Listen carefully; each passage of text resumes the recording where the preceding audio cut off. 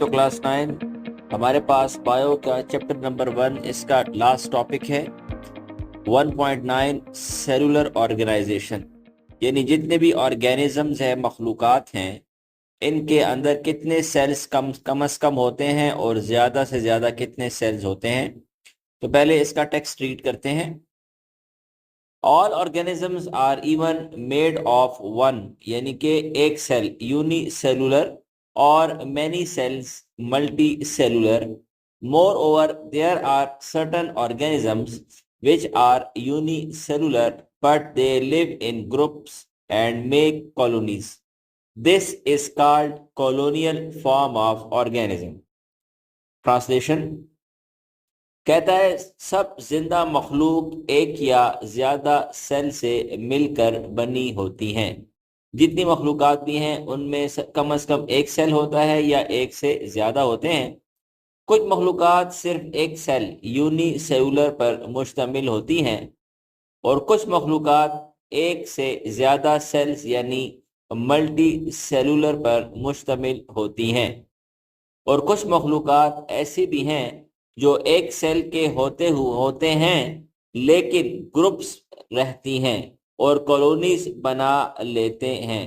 यानी कुछ ऐसे हैं जो एक सेल तो होता है लेकिन एक सेल वाले सारे इकट्ठे होते हैं तो वो एक कॉलोनी बन जाती है और पूरी कॉलोनी बना के रहते हैं।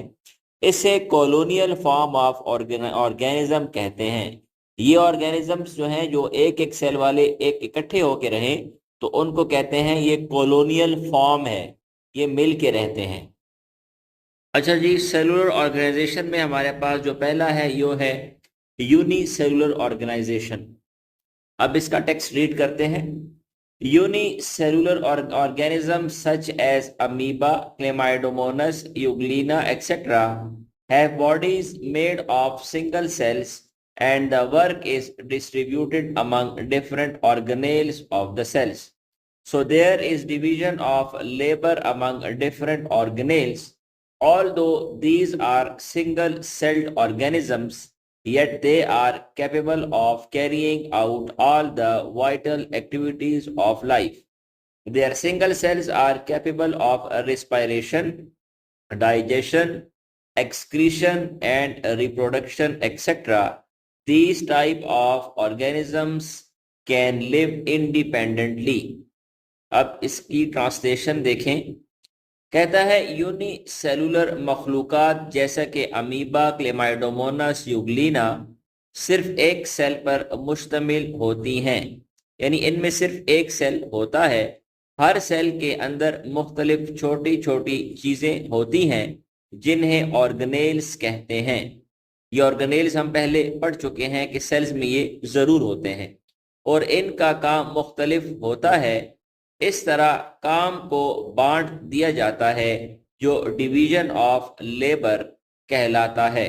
हालांकि ये मखलूकात सिर्फ एक सेल की होती हैं मगर फिर भी ये ज़िंदगी के तमाम ज़रूरी काम कर सकती हैं, जैसे सांस लेना रेस्पायरेशन, खाने का हजम होना डाइजेशन, गंदगी का निकालना एक्सक्रीशन और पैदाइश करना रिप्रोडक्शन।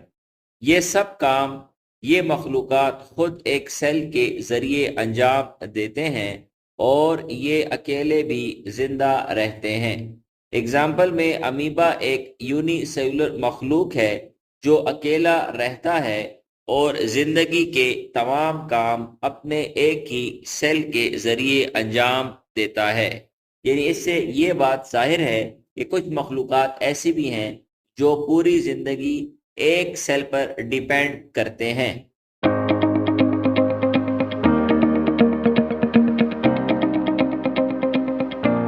तो जी यूनिसेलुलर के बाद जो नेक्स्ट है वो है कॉलोनियल ऑर्गेनाइजेशन।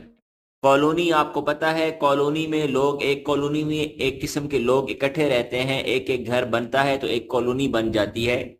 तो इधर भी यही बात है। टेक्स्ट रीड करते हैं।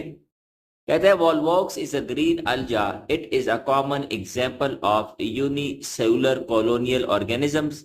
It lives in water. Hundreds of volvox cells make a small volvox colony. Many small colonies make a big colony. Most of the functions are performed by every cell.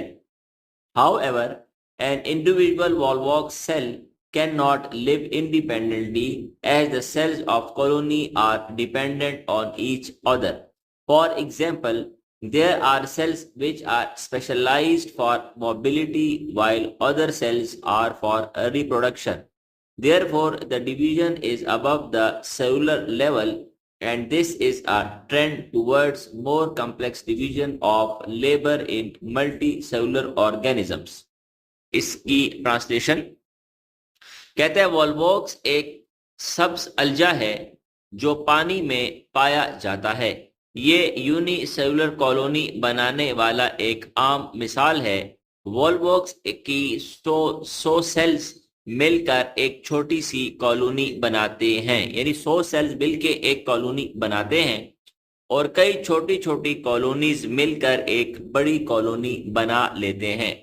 Her cell ज्यादा काम खुद कर लेता है, लेकिन एक अकेला cell colony के बगैर नहीं रह सकता क्योंकि सब सेल्स एक दूसरे पर डिपेंड करते हैं।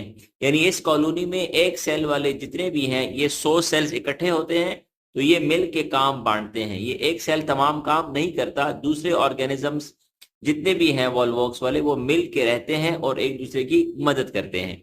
मिसाल के तौर पर कुछ सेल्स सिर्फ कॉलोनी को चलाने के लिए होते हैं, यानी मोबिलिटी, एक जगह से दूसरी जगह कॉलोनी को लेकर जाना, जबकि कुछ सेल्स सिर्फ पैदाइश के लिए होते हैं जिसको रिप्रोडक्शन कहते हैं। ये दिखता है कि काम की बांट और स्पेशलाइजेशन सिर्फ सेल लेवल पर नहीं बल्कि उससे ऊपर भी होती है, जो कि मुख्तलिफ मल्टी सेलुलर मखलूकात में और भी ज्यादा होती जाती हैं।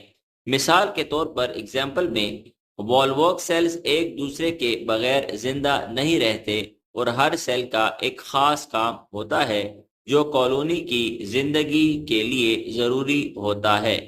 इससे ये बात जाहिर हुई कि कुछ ऑर्गेनिजम्स ऐसे भी हैं जो अकेले नहीं रहते और वो कॉलोनी की शक्ल में रह सकते हैं।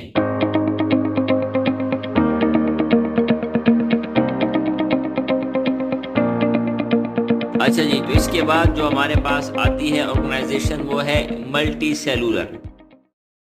बुक टेक्स्ट क्या कहता है?